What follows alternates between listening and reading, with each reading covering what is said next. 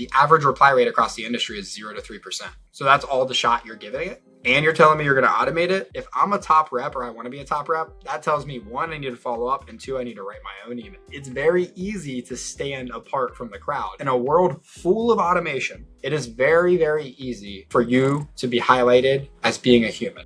That's Mike Wander, account executive at Lavender, and he runs the 3-minute sales school. He says he's just a mediocre sales guy and an average email writer, but his numbers are anything but average. In his first 90 days at Lavender, Mike was able to book 87 out of 103 accounts just from cold emails. His email open rate is 65.3%. His reply rate is 45.8%. So he sent 406 emails and he got 186 replies. In this episode, we're going to learn all about how Mike writes his emails, what Mike does before writing emails, his mindset of writing emails, and his cold email frameworks. So Mike, can you tell us, how did you book 87 accounts out of 103 in your first 90 days? Yeah, I think it's always good to start off with like, where do I work? And like, just to overemphasize that there's not much of a brand, right? Lavender is just now a 22-person company. And at the start of this month, on August 1st, will be 24 people. And because I feel like a lot of people will see like a reply rate, or they see the amount of meetings that you were booked and things like that, and they immediately go to like, well, you had a good brand or all these other things. Not everybody knows who Lavender is. We have a pretty decent presence online, but you believe it or not everybody is online, right? So there's that stuff. But essentially what I would say went into it is all the preparation and work that not a lot of sellers today are willing to do. And when you look at it, right, like my job is not just this. My job is not to be an SDR or a BDR.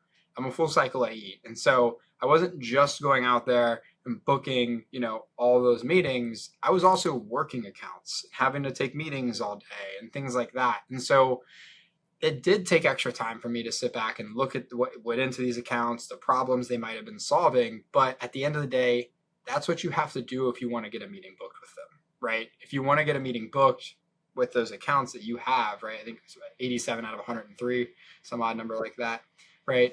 I mean, what really went into it was I dove into their company. I knew what they did, who they sold to, the problems they might have had, and I created a point of view. And I think that's the crucial part that a lot of sellers forget about.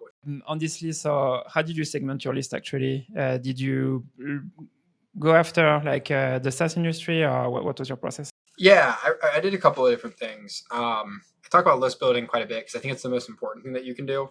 But essentially, everybody says, look at their customers and build a list based on them. And everyone's like, sounds good. What does that mean, right?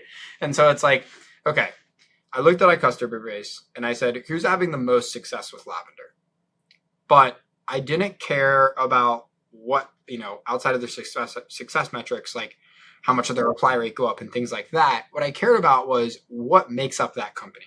Who was the first meeting with? So when I go back into Salesforce and I look at the opportunity and where it was created, what title was that first meeting with? Was it with a sales director or a VP of sales or an ops person, right?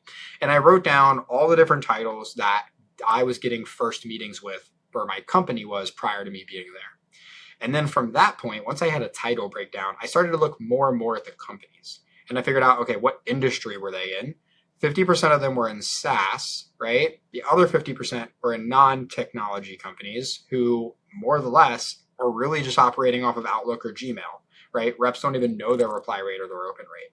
So a whole set of different things that I can talk about compared to a tech company who's probably got a full tech stack.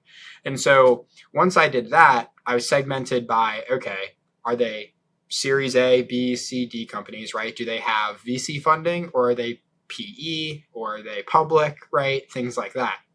And from there, I was able to figure out a VC company operates very differently than a PE company does, right? VC-backed companies are focused on growth. They're focused on continuously just adding as fast as they can, right?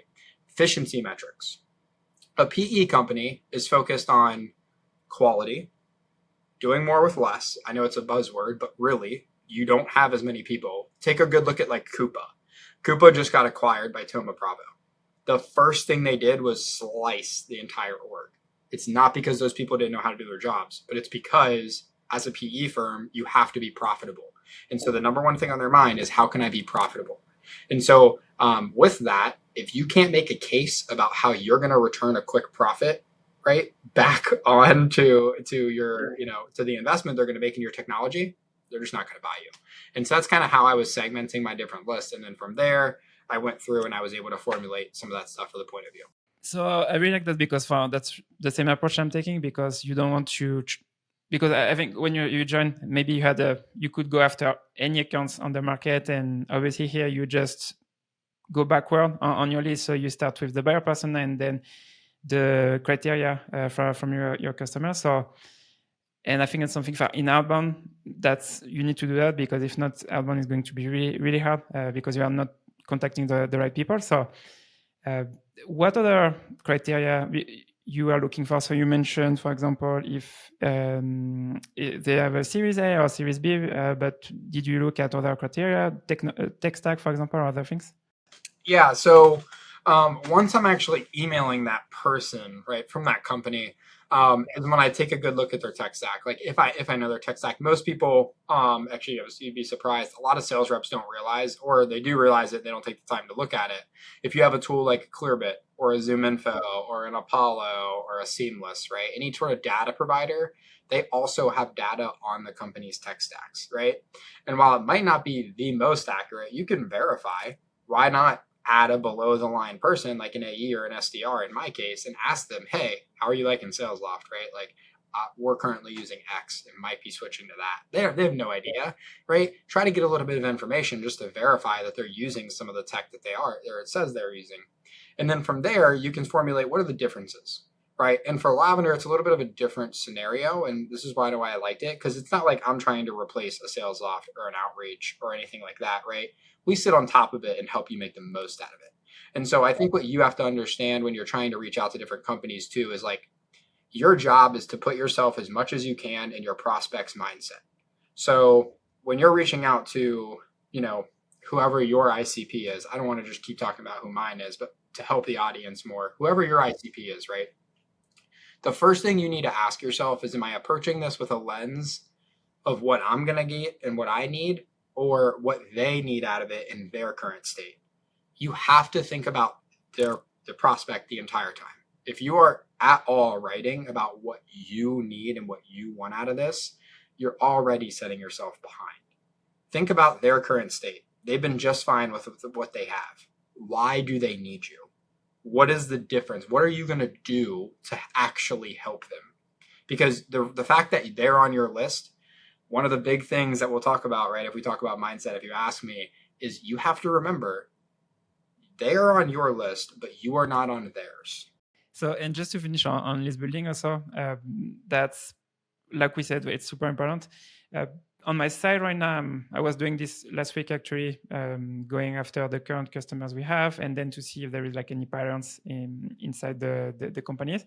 So on my side, well, obviously it was like few industries, but also some specific titles, for example, because I'm not selling to salespeople, so I'm selling to their leaders. And there is new titles, for example, that one vendor on the market like kind of invented. So they don't have like SDRs or A's, but they have like this kind of structure. They are really more specialized for specific roles. So when you know that they use those titles, for example, inside the company, I know that they will be more interested to what I'm selling. So I think that's something also super helpful. So to follow up on, because right now we are talking about before you start writing your emails, so we are talking about buyer persona and list building. So you mentioned the point of view. So how do you create your point of view before reaching out to a company? Yeah, for sure. So you create a point of view as you're writing the email, but you can't do that without doing your research. So there's a couple of steps that you need to take. And the first and the most important thing, all right, is I always tell people this. It's my rule of thumb. If you don't know 90% of the companies that are on your list on what they do, who they sell to, and why you're reaching out to them, your list is too long or you didn't do any research. And if you fall into that bucket, go back to start. Do not go to finish, right? Do not click send on an email. Do not even write the email because you're already putting yourself behind. I work with a tremendous woman called Jen Allen. She is an absolute rock star. And one of her things that she talks about all the time is one of her sales leaders, her favorite sales leader she's ever worked with, would always come into a pipeline review call. And when somebody was really excited about a deal, she would stop them and say, hey, what do they do? Who do they sell to? What can we do to help them? And tell me a little bit about that. And if you can't answer those questions, you didn't have a deal. I think it's the same thing, but I think you've gone too far at that point. Like if you can't answer those questions, you shouldn't even be reaching out to them, right? And so in this time and age where everybody is trying to speed up and look at efficiencies and maximizing things with AI and trying to send as many personalized emails as they can, right? That has ripple effects that a lot of sellers completely neglect and don't think about, right? But one of the biggest ripple effects is you're setting an example before you ever get into their inbox that you only care about your time, not their time, right? And so that's not kind of how you want to start that relationship. And that all rolls up into your POV. When you're creating a POV, you're showcasing that you did your research. You know what they do. You're talking about them, right? And so when you're actually creating that, it's basically a formula. A point of view is essentially your why. And your why equals context plus observation / insight. And so what we mean by that is when you're looking at a point of view and creating a point of view for a company, you might say something that sounds like this, right? Like it sounds like, hey, Mike, saw you were looking for quality writers in your job description. That's your research, right? That's the context. The insight would be this usual or problem, right? Would be this usually means you are focused on quality over mass outreach. Issue is it's almost impossible to track and replicate what's working, right? Have you looked into email intelligence before? And then you can say, PS, it provides you real-time analytics on what's working across the team. But you notice I never said my company name. I said kind of what we do. I alluded to it, right? My PS was more of that. But the entire email was a point of view. The entire email was, I did my research. Here's exactly what I think you have going on. Here's what I think your problem is. And here's maybe what you can look into to help solve that. And if it's not worth me, at least I gave you something that you can think about, right? Most sellers would write an email that looked something like this. It'd be like, hey, Mike, working with teams focused on quality over quantity with cold email, we've been able to 3x your reply rates by using AI to, which provides real-time coaching for reps and write, as they write, gives your insights into everything that's working for them and how to coach to it, right? All this yada, yada stuff. And then they'd end it with like, we're 30 minutes to chat. What you can see is like the first email, while it's not the most fun email for the seller to write because it has nothing to do with them, right? The second email, definitely more fun. You get to talk all about you. You can write that one really fast.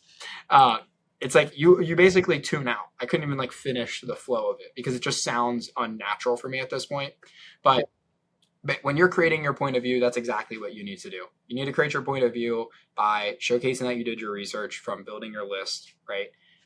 And using that formula. Here you gave an example of that they're hiring a specific role. So what's your go-to list to do your research? Because you mentioned that to create your point of view, you are doing this when you're writing the email, but you mentioned a job description here. So are you looking for other things?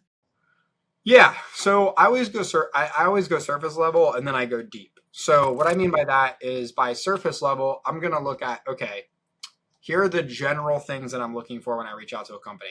I pick out those things. And then I say, okay, they're hiring for SDRs and AEs. They just had a news event that they released. Let's just say they got $100 million in funding.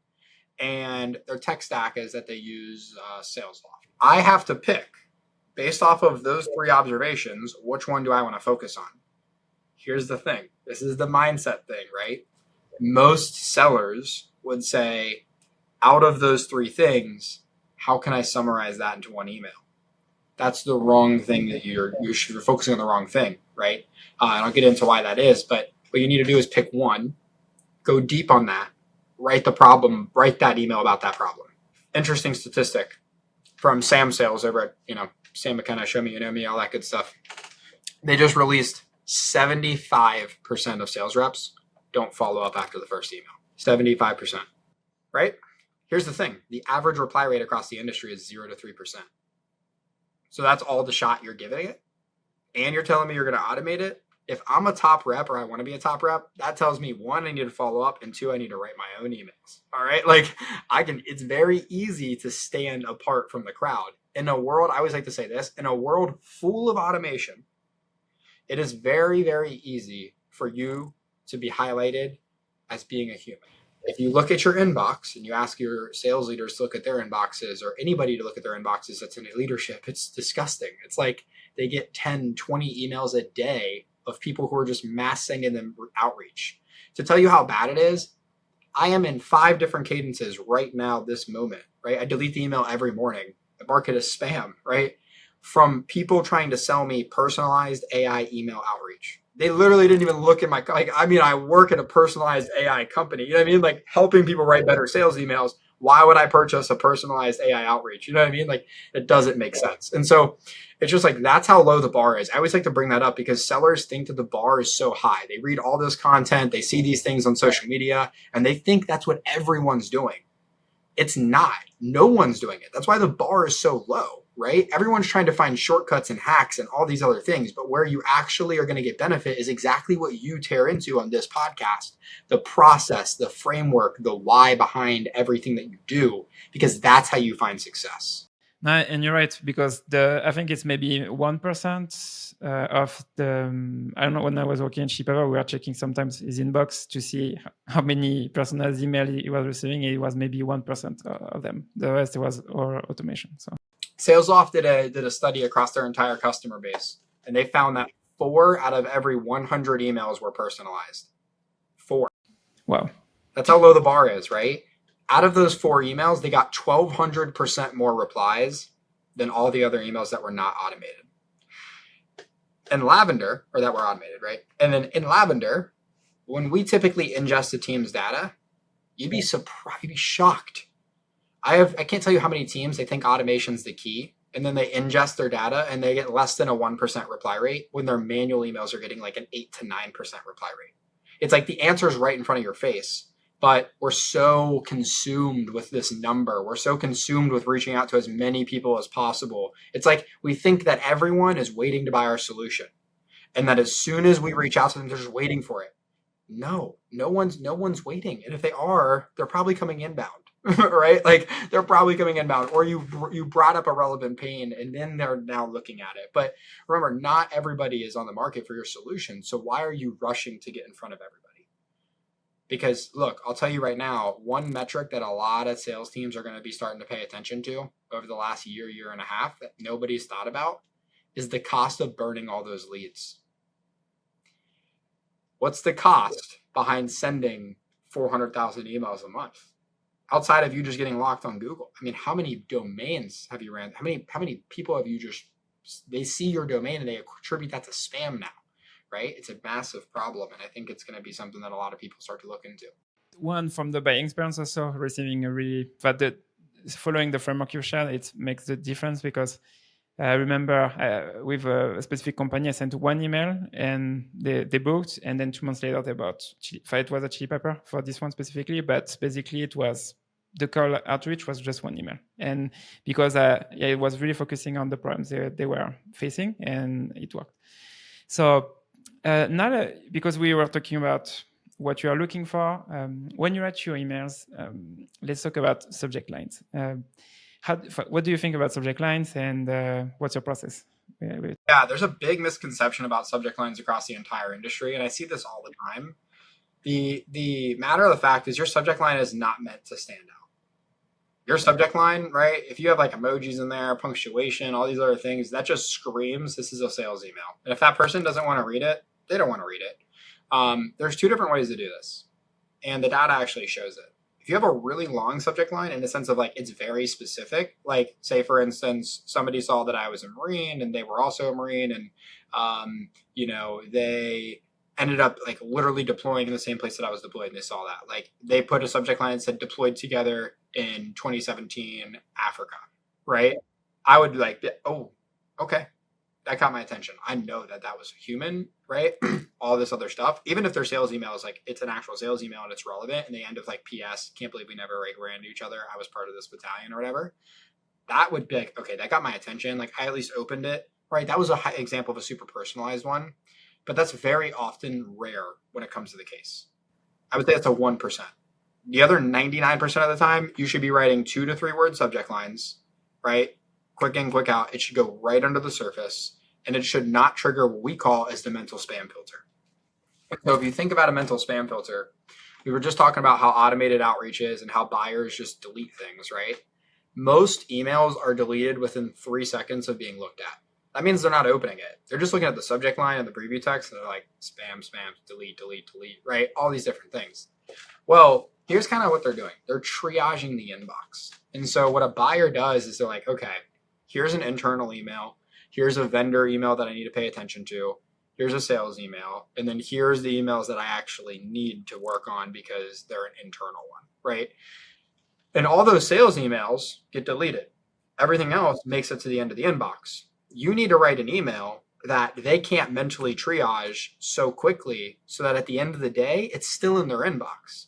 And then what happens is you're now a preview to your first line, which brings us into subject lines tied directly to your intro text. And so when you talk about intro text of an email, it's critical to not give it away that you were trying to sell them something and didn't do research, right? Lead with observations. Most emails will lead with like, hey, Mike, I hope this finds you well. Or, hey, Mike, happy Tuesday. Hey, Mike, I know you're not expecting this, but it's not a cold call, right? Like it's a cold email. I can literally see it. It's like you just have to show up and say, hey, Mike, I saw this, or saw you were working on this, noticed you were having this, right? Like lead with an observation. Give me a reason to want to open that email and see what you have to say. And to follow up on what you're mentioning here, so because in your framework you said you have your observation and then you start sharing, it was an insight or the challenge or the problem? Yeah, so it's observation plus insight / problem, right? Okay. So how do you tie your observation to the insight and problems? So what's your process with it? Yeah, I think everything tells a story. If you look at so I'll go all the way back to when I first got into sales. I got into sales out of the military, and I had never wrote a sales email before. Jack Ryan, he's the guy who kind of just gave me a shot at being in sales. He worked over at SaaStr for quite some time. And he was like, look, I think you do great at this. Let's just give it a shot. And I wrote the first email that I ever wrote, and it was like a 64 in Lavender. It was the worst email I've ever seen. It's like 3 paragraphs. It was awful. And I deleted it all, and I was like, there's got to be a better way, right? How can I write a better email? And I thought about it. In reality, you're just telling a story. You're telling a story about what you saw, what that means, and where their better world could be. And so I think if you follow the plot line of a short story, it all just flows together and it ties your reader in and it makes them want to finish the email. A major majority of people who actually read the full email will reply to you, right? The problem is they don't read the full email. And so how you can tie things in is like, for your observation, we mentioned in that last one that I gave the example was like, hey, I saw you were hiring for, quality writing. People, I saw you're hiring for salespeople who quality write. Your next line should tie into why that matters, right? So that's your observation. So what's the insight from that? Typically, that means you are focused on this. So like, I know you aren't, like, it's not just the fact that you're hiring for quality writers, right? I did the beyond surface level research to look at the job description. But now I also know what your mindset is. That means you're probably focused on quality outreach over mass outreach. So now they understand I get them. I get their priorities a little bit. Then I tie that into what the problem is. So now the next line has to lead to what is the problem with what I just said. So if you're focused on quality outreach, what's that problem? Well, if you think about it, if you and me are both on the same team and I have a 48% reply rate and you have a 38% reply rate, but we both email one-off emails, our boss would not be able to say, hey, this is what you need to do because it's working.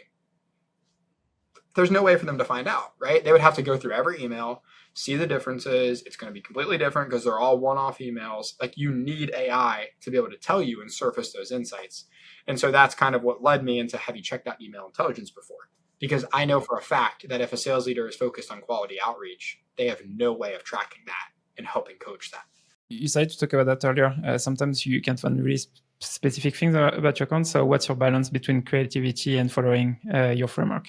It just depends on who I'm reaching out to. I think if I'm reaching out to a C-suite executive, I like to be a little bit more creative than if I'm reaching out to somebody who's like a decision maker and what I mean by a decision maker is like typically, even if you booked a meeting with a CRO or a CMO, they're going to bring in their team because they hardly make decisions without their team, right? They need their team on board.